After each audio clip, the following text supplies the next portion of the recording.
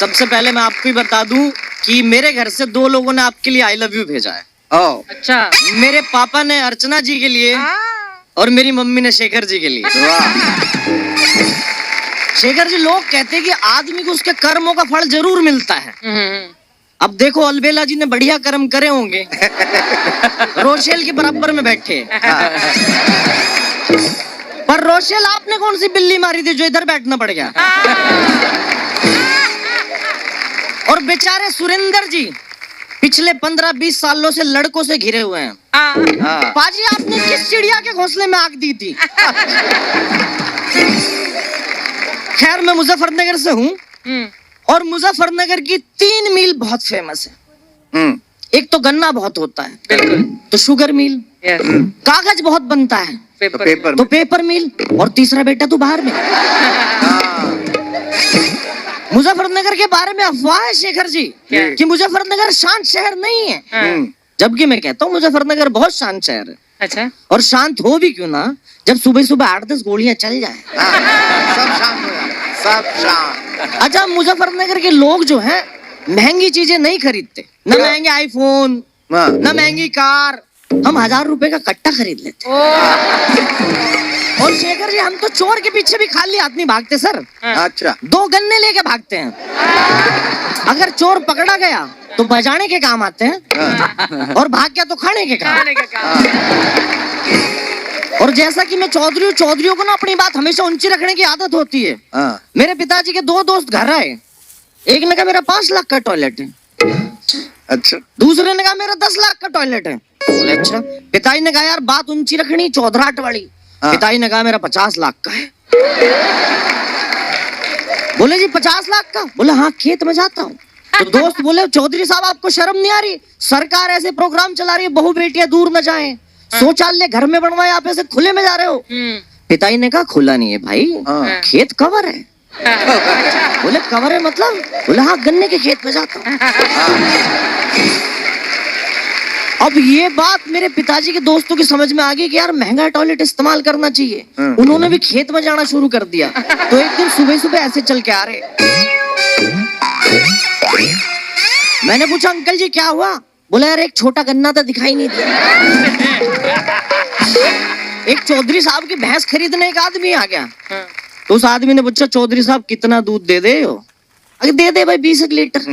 अब पैसे कितने मांग रहे? बोला 40,000। आदमी ने भैंस को चारों तरफ से घूम कर देखा। कहने लगे चौधरी साहब इसकी तो एक आंख खराब है। तो चौधरी बोला तुझे इसका दूध पीना या नैन मटक्का करना?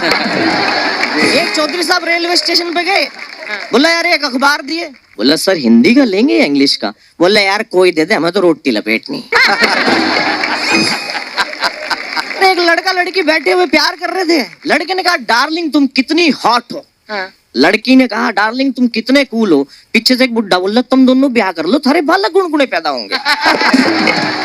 और अर्चना जी, हमारे घर कोई मेहमान आता है ना तो घर का बच्चा ऐसे उसके सामने पेश करा जाता है जैसे पुरानी हिंदी फिल्मों में एक जवान लड़की गुफा वाले राक्षस को पेश किया।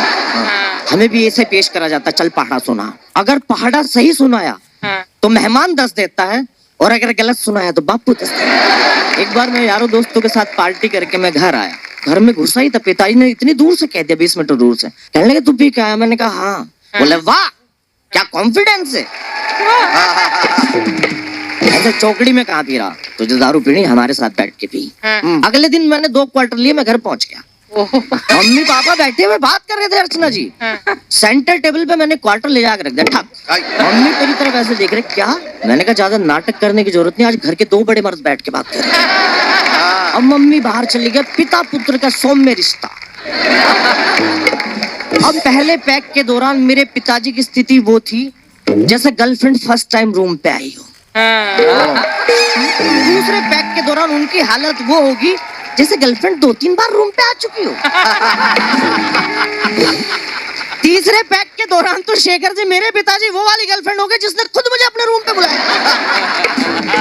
तो पिताजी ने कहा देख बेटा हम तुझे पीने के लिए मना नहीं करते लेकिन ज्यादा नहीं पिया करते। मैंने कहा ठीक है पिताजी। पिताजी बाहर चले गए। मैंने दूसरा क्वार्टर निकाला। मैं बना ही रहा था, इतने में आ गया, अरे यार अभी मना करके गया तू फिर पी रहा। मैंने कहा सॉरी पापा। बोले सॉरी कुछ नहीं, लिटिल मेरा भी बना। और कोई लड़का और कोई लड़की रिलेशनशिप में होते हैं तो लड़का होता है उस रिलेशनशिप का गजनी अच्छा वो सारी डेट भूल जाता है, उसको कुछ याद नहीं रहता। ये तो भला हो फेसबुक का कि हमें नोटिफिकेशन आ जाता है उसका बर्थडे है, वरना हम तो फंस ही जाए। लेकिन लड़की होती है उस रिलेशनशिप की चार्टेड अकाउंटेंट, वो सारी बातें याद रखती है। पहली फिल्म कौन सी देखी, पहली कॉफी कौन सी पी, और पहला किस कब हुआ था। लड़का कहता डार्लिंग पिछला किस कब कहाँ हुआ वो भूल जाओ, अगला कब और कहाँ है वो बताओ।